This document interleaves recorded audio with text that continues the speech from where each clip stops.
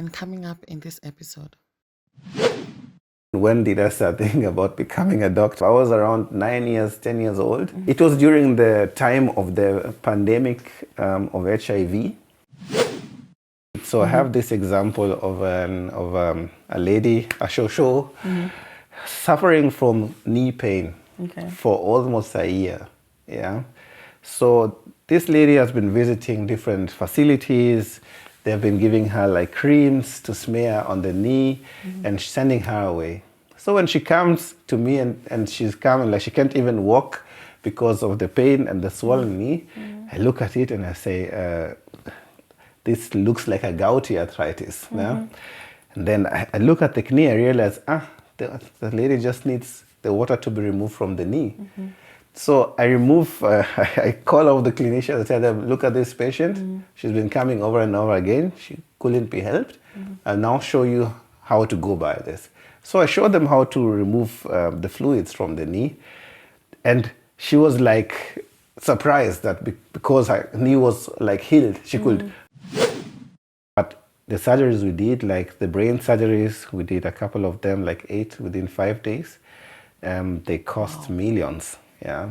And it was all for free for the patients? It was all for free. We brought our equipment. We had 4 bags. Wow. Me and my brother, we were like, they held us at the airport and say, oh, bring all of this stuff. Yeah. And they said, these are things are for our people. Yeah. Don't tax us too much.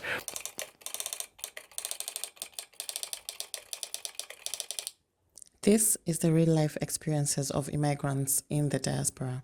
Welcome to the BO podcast. And I am your host, Becky Onyango. And today we have a very special guest who is going to share the experience living abroad. Stay tuned. Hi everyone, and welcome back to another episode of the BO podcast. I'm your host, Becky Onyango, and thank you so much for tuning in for today's episode.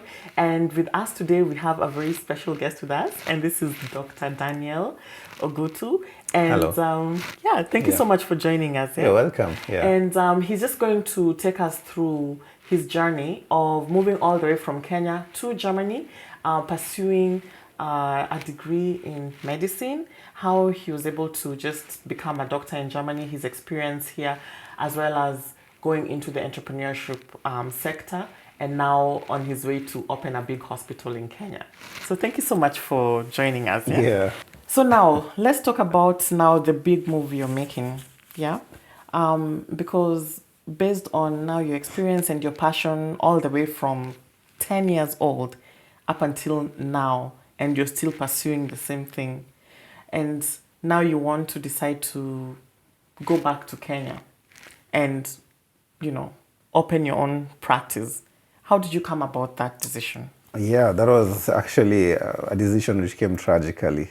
In the year of 2021, my dad experienced a heart attack. Today we know it's a heart attack, but he was like, he felt weak and he had chest pains. And he was living around Lake Victoria, Oyoma region, which is around 54 kilometers away from Kisumu. And in that region, when you look at 200 kilometer distance region, there was no way I was going to take him to a hospital nearby because I knew I would only waste time and resources, which we didn't have.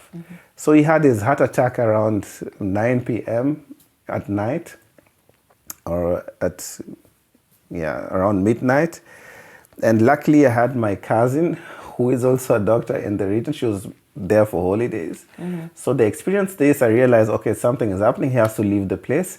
My cousin took him together with my mother to another hospital in Kisumu, a bigger private hospital. So when they arrived around midnight, they were like going slow, and the Kenyan way of doing things is a bit slow. And my cousin, because she works in Germany, she was like, high blood pressure. What are you guys doing? Don't you know there's an emergency? Yeah, you should. Yeah, do things fast. We need the blood test. We need the ECG. So while they're doing things, I tell her, the ECG is okay. But I say, no, I want to see the ECG by myself. Yeah. So what happens is, like 1 hour later, she sends me a picture of the ECG. And I looked at it keenly. And then I saw, there's a the guy is just experiencing a heart attack and we are almost too late. And when I realized this, I called her and I told her what is happening. And then they took him to the ICU. But the problem is, in order to treat a heart attack subsequently and to save his life in that kind of stage where he was, where the heart function was already minimized, you need something called coronary angiography. This is where you go with wires through the arteries until you reach the arteries of the heart. And those arteries which have just been squeezed or constricted, you can open them up using a thing called a stent. That's what they call it. It's like a tube, a wire mesh, which opens up and pushes the blood clots out, just around them and opening the lumina so that blood can flow. Okay. Wow. There is no cardiologist in Kisumu who can do this. Yeah, because I was like, do we have this kind of resources in these resources? Just so that people who are listening can imagine. When you have a heart attack in Germany, the emergency doctor has to pick you up within 10 minutes and you have to be treated within 2 hours in the nearest hospital. So that means as soon as the emergency doctor sees you, gets you, they do an ECG on point. They already have the system with them. Then they see, okay, the guy has this. And then they take you immediately to the catheter lab where they can do the coronary angiography. Because they say time is heart, the more time you waste, the more heart cells are lost. So being there at midnight, having this case, I knew if he stays there, he's going to die because he was already weak. He wasn't already really able to move. And we had to make a drastic decision. So knowing that we have to fly him for 300 kilometers or we have to drive him, we had the two options. Either you take an ambulance, and they wanted to have around 13,000 Kenyan shillings for the ambulance. They will drive him from Kisumu to Nairobi. This will take around 8 hours. The problem is he may get resuscitated on the way. He may collapse on the way. So we really don't have the 8 hours to waste. So we have the option of flying him over to Nairobi. And what happened is the flight, the Kenya Airways, which I can also understand, they said no, he cannot fly in his state. So we needed a doctor who can either guide him from Kisumu to Nairobi, which we don't have. We don't have flight ambulances, which will be very life-saving in that region. And so we had to figure out something in order to get him from Kisumu to Nairobi. So we deal with everything. We have him on monitors and we find a solution that, because we are lucky that my cousin is there and she's a doctor too, we fly him over to Nairobi. And when we reached the hospital in Nairobi, which was able to do the kind of treatment he needed, the coronary angiography. He was really lying on the table. He was weak. And they told us 4,000 euros, that was like 400,000 Kenya shillings admission fee, or nothing is done. Wow. It's really crazy how in Africa we still have this thing whereby somebody cannot, these are basic human rights to quality healthcare. But you cannot be attended to just because, you don't have that money. Unless you produce that money, they cannot. It's unacceptable, really. Yeah, and that is when I introduced a video, or the video is called Pay or Die. Actually, in that moment, it hit us all. It hit me. This is and a it hit YouTube my video brother. that you did. It's a YouTube video which I did. I'll put the link here. Which explains what happens. And so if I don't pay the 400,000 Kenya shillings immediately, if I don't have it, I have to say goodbye to my father. Imagine. And this was unacceptable. So what we did is we went and removed every single cent which we had in our bank accounts, and we tried collecting the money together. We paid it, and after 2 hours, he was sitting and eating as nothing happened. It's such a single step, and we were able to save his life. So they did that thing of going to the thing, and then they sent me the pictures, and then I showed this to the cardiologist here on the ground, and we did the vessels which had to be done. Wow. And if I may ask, what would make the vessel in the heart become that small? People have heart attacks, mostly smokers. When people smoke a lot, the vessels of the heart, they build like clots, we call them plaques, which are built. And it's like the vessel is like this, and it increases with time, and the lumina always becomes smaller and smaller and smaller, and someday it just closes due to high blood pressure or due to stress or due to cold.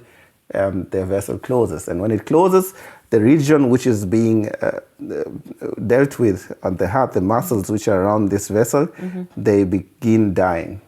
Yeah, so they stop moving because they don't have access. Blood flow is they not don't going have to them. the blood flow is Okay. no longer there. Okay. So, So what happens is this thing, the wire that goes you inside, go with the wire. it removes this. It doesn't remove it. Yeah. It is only you just expand Okay. the lumina. Now it's closed, and then you put the wire in, You force and it it has a balloon, and it open. opens up the vessel again, Okay. and it stays there forever now. Oh, it stays forever. Yeah, this stays there forever. So it will never come Yeah. back again to, even if you continue smoking. There are some cases, and these where cardiology comes in. If you live in a place like Kenya and you don't have the money, the drugs you have to take for a year so that it doesn't close. So if you just ignore this prescription and don't take the drugs, It might close. it closes again and you have your next heart attack. Wow. So also I think preventative medicine is also important. Yeah, definitely. For guys to. Good health, good nutrition, sports, treatment of high blood pressure, treatment of blood sugar, and stop smoking. That is, smoking is one of the things which causes so many diseases when it comes to internal medicine. I used to have it in all of our presentations when you're studying. Smoking was a risk factor for almost every disease. And people say today, I smoke, but my father used to smoke, my grandfather used to smoke, And he lived no for one 90 had years. cancer, Yeah. no one had lung cancer. But it's not only lung cancer, we're talking about colon cancer, we're talking about stomach cancer, we're talking about throat cancer, we're talking about strokes, we're talking about heart attacks, and other various diseases which are caused by smoking. Do you provide this kind of information on your channel about That is, preventative medicine? yeah, that is what we're working on. I have a team called consultants team. They are doing articles basically about different kind of diseases, and these rotate. Like in Facebook and Instagram, we always post the articles. So where and can we inform get the this kind of patients. information? Do you have the platform on that? From our channel, Dokis Advice. Okay. So we have Dokis Advice on Instagram, on Facebook, on YouTube. Perfect. Yeah. So guys, for preventative medicine, I mean, just generally knowing information on how to take care of your health to prevent some of these lifestyle diseases, it's important. Just go to Doki's Advice. I'll link the description on the description box below.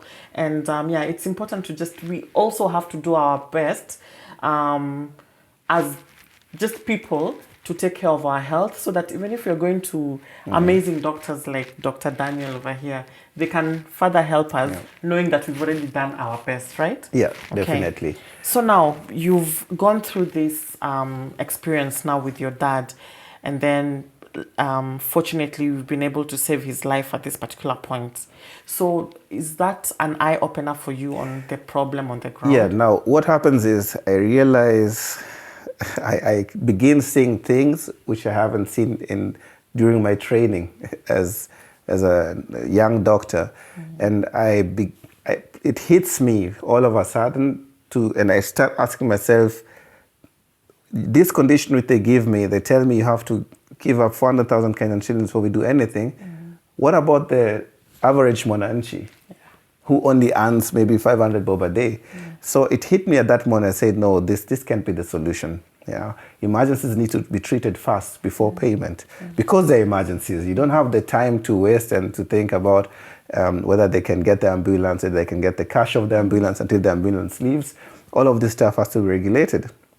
So I realized that we are working on a different medical system in Kenya, which is based on mistrust. Yeah, and I just say to myself, we have to do something. Yeah, we have to do something. Even if it's creating a platform where people can reach me in such cases, we have to do something.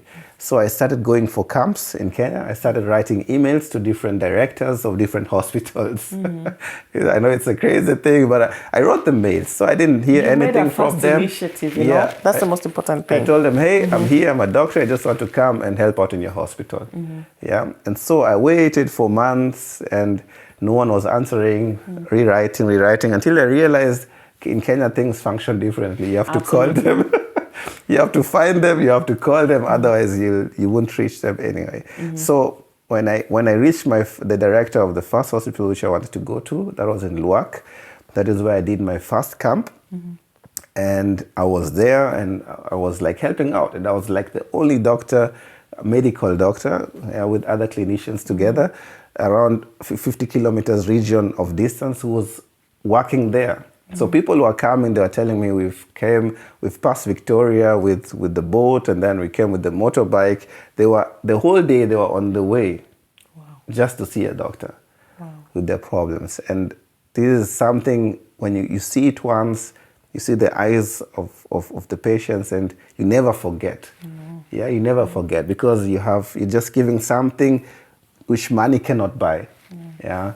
And so I've been... Health is wealth. Your life is more important than I always say being poor is one thing, but being poor and sick is like no go. Now, those people, they need our help. Yeah. So that is why I decided to begin this thing called Dokis Advice. Yes. So now let's talk about Dokis Advice platform, because we're just talking about it right now, and I feel like it's a really great initiative that is well needed. Because one thing...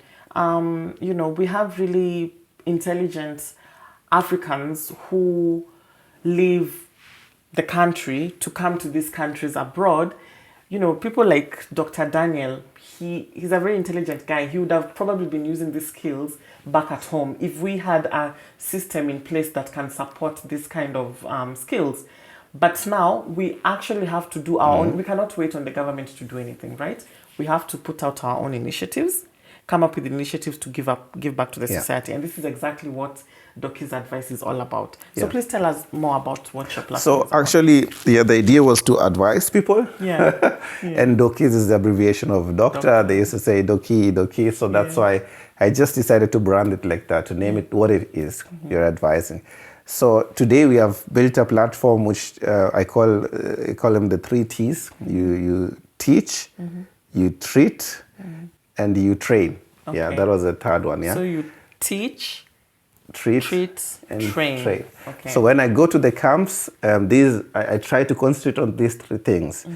I just don't advise patients. I don't treat them only, but I also train the medical officials, the clinicians on the ground, and the nurses. I train them towards diseases which they have not seen or they have not handled yet.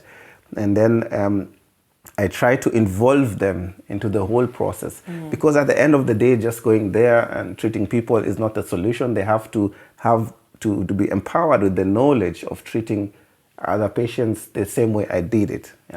So I was like there, I was showing them knee punctures, some things that you haven't seen yet. And so I have this example of a lady, a shosho, suffering from knee pain for almost a year. Yeah. So this lady has been visiting different facilities. They've been giving her like creams to smear on the knee and sending her away. So when she comes to me and she's coming, like she can't even walk because of the pain and the swollen knee, I look at it and I say, this looks like a gouty arthritis. Yeah? And then I look at the knee, I realize, the lady just needs the water to be removed from the knee. So I I call all the clinicians and tell them, look at this patient. She's been coming over and over again. She couldn't be helped. I'll now show you how to go by this. So I showed them how to remove the fluids from the knee. And she was like surprised that because her knee was like healed, she could bend it again, she could move it. And she was like really, it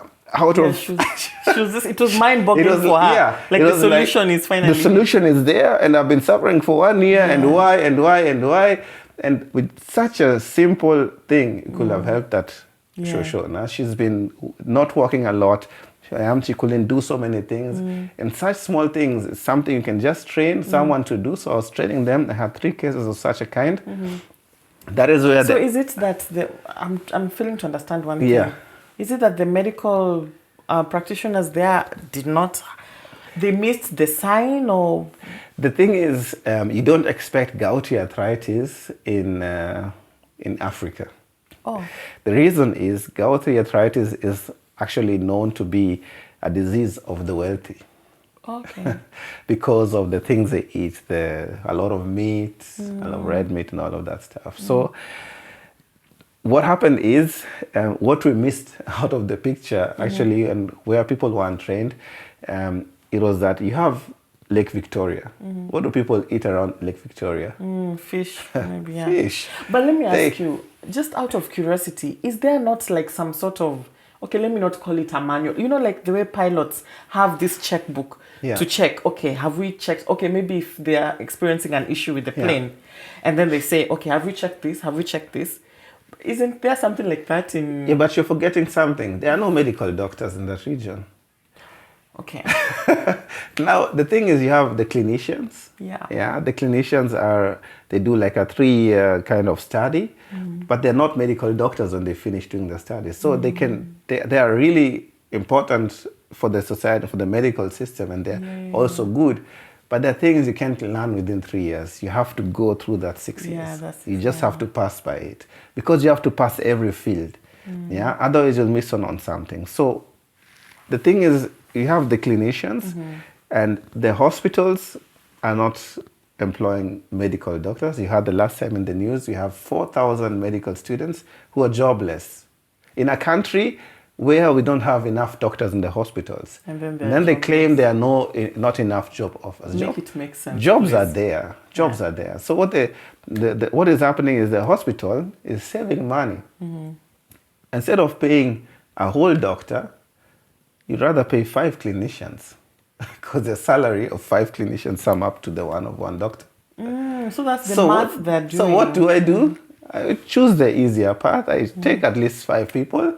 Yeah, they're working for me, they're cheap, and they're doing the job of 5 people instead of a doctor doing all of it. Okay, that's a nice way of looking at it. Nice way. You save money. Yes. You save resources, and you don't need a doctor. So that is how, that is what is happening. Actually, when you visit the smaller facilities, you realize they're really not doctors. I had a relative in a big new hospital in another region in Kenya where they had 6, 7 stories, and there was only one physician in that hospital. In a hospital with so many patients, only one physician. So this physician has to go through every patient. The chances of miscalculating, misdiagnosing is very high. Up there is very high. And that is what is happening in the system. This is not a good system, but many doctors are afraid to speak out and to talk about it because they're afraid of losing their jobs, which I definitely understand.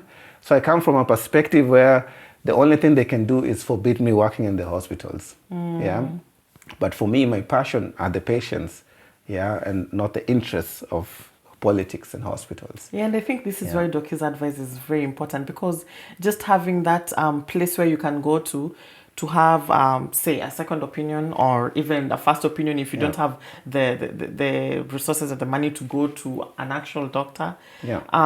Is just tell us how it works exactly. Now, if somebody wants to get your services, how does it work? Yeah, normally we have different kind of levels. We have Facebook Messenger. We have a WhatsApp number, which is always shown on our homepage. We have email, and we have the camps, the medical camps which we have. So when we are not on the ground, we are able to receive documents, to receive information, patient information, and to go through them and refer you to the various doctors. We have urologists, neurosurgeons, urologists on our team. So what happens is we choose what we want to go by, and most of them are mostly second opinions or really diseases which are rare. And we help the patients understand their diseases, and we also help them to understand what is the next step from now, because that is the most asked question. People know, okay, now I have gastritis. Now, what is the next step? Yeah, how can I get my treatment, and how can I get relieved from that pain forever? Yeah, so these are the steps you go through with the patients. You have the options of just sending us a message, an informal message, because we are also working. And while you're reading your messages, it's on our breaks or at the night when we have just come from hospital, we spend the time to just go through the text messages. And when we are not here, when you're on the ground, we open up a platform. Like last year, we went to each and every dispensary and clinic and told them we are having specialists, neurosurgeons, internal medical doctors who will be on the ground. And people come from all over the region to get specific medical treatment from us. Yeah. Okay. So now you guys set up camps in, okay, but you're mostly concentrated in the Western side. Yeah, particularly where my dad survived the last heart attack. Yeah. And the reason why I started there is because I could visit my parents while still working. This is home. Yeah, this is home. You know, yeah, it is. East West home is always better. You start from your home and then you can expand to other areas. Okay. And you go to our website, you'll see that it's written East Africa. So we are going to just spread from that region. Yeah, the more doctors we get, the more facilities we build. Okay, perfect. And then tell us about some of your partners who are on board, and let the people know what kind of quality of healthcare that you're bringing back at home. Yeah, in the beginning, it was very important for me to have Kenyan doctors who have been trained abroad. So I was like concentrating on getting them, like going through every network, trying to get them to give back to their society, because I knew some of them will have the passion of giving back, but not the opportunity. Yeah, because it's not really easy to go back to the system. I know of American Kenyan doctors who wanted to go back home, and they went back to USA because they were not welcomed. And so the system works completely different. It's a different system. You have to oblige to particular things which you may find unethic. But it's just the way it is. And so I built a team of doctors. We are 7 Kenyan doctors. Like we have specialists for brain surgery and spinal surgery, for the nerves, neurology. Urologist is on board.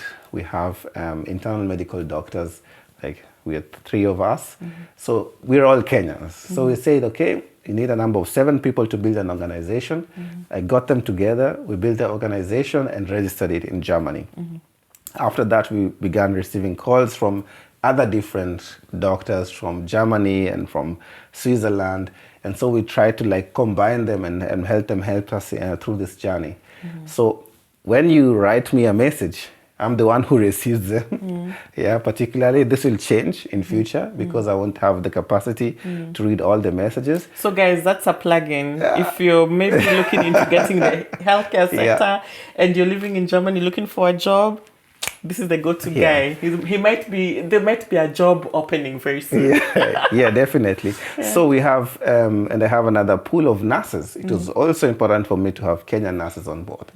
So I got Kenyan nurses together, and I told them, hey, whoever is interested in going for camps, come join me. So we have a pool of 11 nurses who are trained abroad and are of Kenyan origin, and now we have also some Germans and some other countries in. But basically people who pay their own bills, their flights, their accommodation, everything to just come and serve Kenyans. Wow. And this they are doing out of pocket just for their own free will to give back to the society. Okay. And tell us a little bit about the camp that you did the last time when you went to Kenya. So in October, that was a crazy camp. I combined 2 camps actually, the internal medical one and the neurosurgical camp. I cooperated with Kisumu Neuroscience Initiative. This is an initiative from Russia Hospital and diaspora neurosurgeons. I'm going to also link the YouTube video because I was following closely the time when you're doing the recording and going around. So it was a really nice initiative. So they were like, they're doing the neurosurgical cases, but because there were 4 of them and they have so many cases, they asked me to chip in because someone has to do the ECGs to read them, the lab tests, and after that to take care of the intensive care patients. So I was like diagnosing the patients, giving them back to them, and then receiving them back at the intensive care unit or in the wards, and to just manage emergency cases. And all this was for free, or All this was for free. I was also doing heart ultrasound and other kinds of ultrasound for free. The only thing is the hospital asked for us that patients whom we help have to be NHIF covered because they have to pay for the accommodation in hospital for the wards and for the food. So this is the only thing the hospital profited from, that they have NHIF so that these costs are paid for. But the surgeries we did, like the brain surgeries, we did a couple of them, like 8 within 5 days. They cost millions. Yeah. And It's it was something- all for free for the patients. It was all for free. We brought our equipment. We had 4 bags. Wow. Me and my brother, we were like, they held us at the airport and said, oh, bring all of this stuff. Yeah. And they said, these are things are for our people. Yeah. Don't Wow. tax us too much.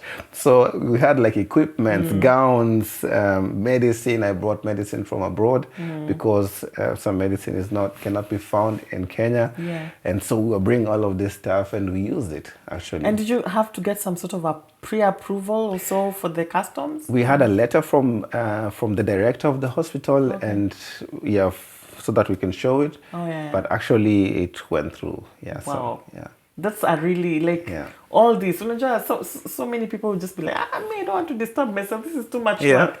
But going out of your way just to do this with even not expecting anything in return. Yeah. This is a real person giving back to the society. So that's really awesome. Okay, so what is the next plan now? What does the future hold? Now the future holds. Now we have different projects in you can see it on our homepage. I have created different projects also for diasporans.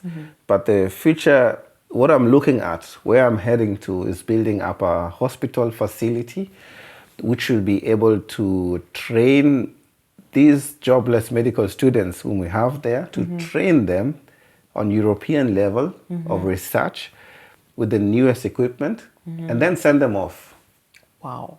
Because I can't change the whole community with one hospital, but I can give them knowledge. And then they have this knowledge, and when they have these techniques, know how to go about with the equipment, when they go out, wherever hospital they go, I can send the patients there. Job, yeah. So I'm looking at a facility which will train medical students, which will help them gain the resources they need in order to work wherever they work in, and also to enable them to come to Europe. Yeah, so like to come for 1 year and work in a facility in a hospital, see how things are done here, and then go back with the same knowledge and give back to the community. Yeah, this is really interesting you mentioned this, because we are actually partnered up with one of the TVET schools called Commonwealth College. It's in Kisumu.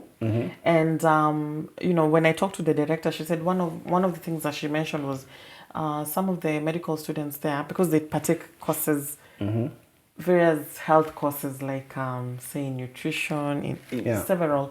And say one of the reasons why some of the students drop out of school is because of lack of school fee. Yeah. But also, I know apprenticeship opportunities would be something that would be very, very important in their case, so that they can just have a higher chance of getting job opportunities afterwards. Yeah, so this is something that maybe you can really, really help in investing in terms of giving this kind of students an apprenticeship opportunity, working hand in hand. Definitely, if they let me. I know the political hurdles, and I know what is coming at me. And the issue is, as a medical student, they have a really hard life in Kenya because it's really not made easy for them. They have to pay up to per year. I was looking at a bill of 6,000 euros or something. Wow. For a year, just to get qualified to be a specialist. Wow. So if you don't have the money and you have family, you decide to become a medical officer and not to specialize in any field. But we need specialists. We need people who can do different things. They can do coloscopy, gastroscopy, like the coronary angiography. But you can't do this without connections and without money. This is actually, I feel like this is a state of emergency, because it's like the government, I don't know. I don't want to get It much is- into politics, but this is actually a state of emergency. I think they are watching this, but they're not aware of what is How really dire it is happening. because they Yeah. are not experiencing it Yeah. directly. Yeah, definitely. And when the doctors strike, they chased them away and told them go to work. I remember there was this situation where Yeah. Cuban doctors were brought to Kenya. Yeah, for example, this What is is like something I really don't understand. How can the government bring Cuban doctors to the courts and everywhere to work, and they were paid? The doctors were paid much more than their own doctors. Yeah, and you have medical students whom you can train. Misplaced priorities. Yeah, and Yeah. where does the money come from? And so I'm looking forward to challenging the system, and I will challenge the system. We are definitely going to rally And if behind Kenya doesn't go along, I'll go to Uganda. I'll go to Yeah. Tanzania. We'll definitely challenge the system. I think the most important Yeah. thing, just starting from somewhere, and then along the way, one thing I've realized in this life is just, at the beginning, people might not see your dream or your vision, but the more you keep going at it, people will catch up. Yeah. So the fact that you've already started it, and then you've already grounded yourself in one particular area, perfect that area, then you can Yeah, expand. that And is you're what you definitely do. going somewhere with that. We're now networking, getting to know more Kenyan doctors, and Yeah. getting to tell them, hey, you can come to the village. Yeah. It's not as bad as you think. Yeah. And also creating a job opportunity for medical students will be really a big deal for me. Yeah. Yes, Yeah. that would be a really good opportunity.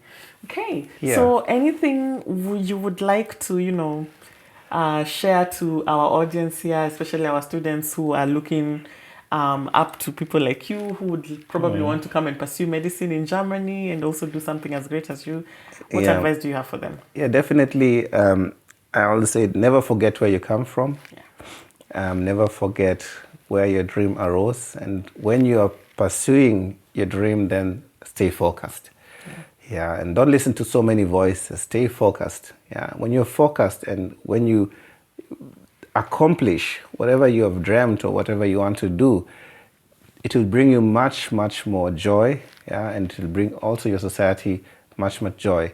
And it is important also to remember that we are earning 100% at the end of the day. When you come to Europe, you may have maybe a big salary, but remember, the society back home needs your specialty. Whether you're a lawyer, whether you're a doctor, whether you're a cook, whatsoever you do, there is always something you can give back to the society. Absolutely. And it's a sacrifice, I know, and I know everyone wants to earn money, to invest, but when you invest in your purpose, no matter how much you give, all of that money you're looking for, it will come. Absolutely. It will come. Focus on your purpose and on your goals, and then the reward you get is Yeah, definitely. the Like money for and me, all that. starting Doki's advice, I did everything alone in the beginning. Now, God has placed so many people around me, and people are meeting people, and things are happening, and finances are really not the problem. It's just staying focused, realizing when the time has come, and then following your dream. Yeah, absolutely. Definitely. Well, we thank you so much. Yeah. For, Thank you very much for the joining invitation. us, taking your time, traveling all the way to Berlin just to come see us. We don't take it for granted. So thank you so much. Thank you. Guys, thank you so much for tuning in for this episode as well. Up until next time, bye. Bye-bye.